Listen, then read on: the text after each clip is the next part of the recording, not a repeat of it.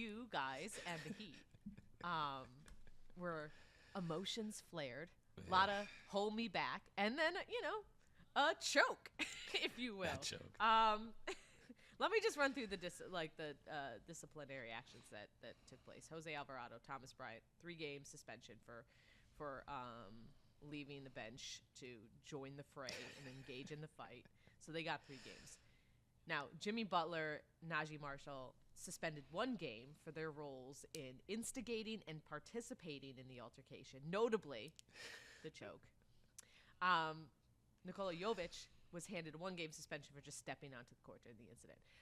Kevin Love, after the game, which this all sparked from like the strong hold on Zion, said that he was intending to prevent him from falling.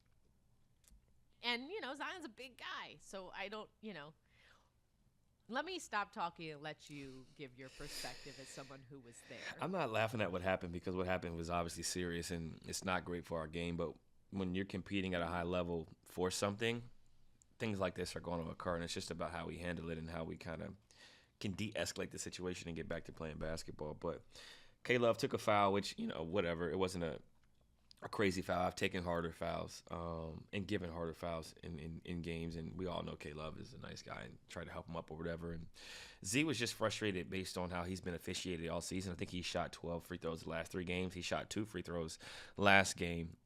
There was a stat that talked about consistently how often Zion gets to the basket and how he basically doesn't get the same whistle as a lot of other guys, and I will pull that up shortly after I find it.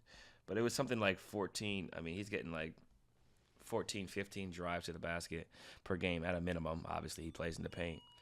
I think he was just upset at the whistle or lack thereof that he received in the game and that he's received all throughout the season. So that's why he kind of laid there.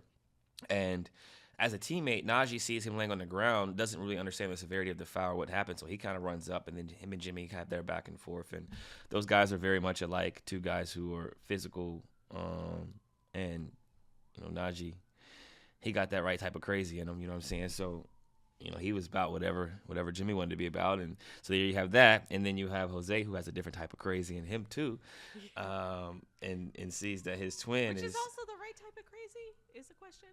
I mean, you got to be able to have a certain type of mentality and mindset to be 5'10", 5'11", and be in the NBA. Like, Fair. You got to have a unrealistic belief of yourself and in yourself. You have to have a dog. You have to be aggressive. The kids call that delulu, but it's not really delusional for him because he's actually living it.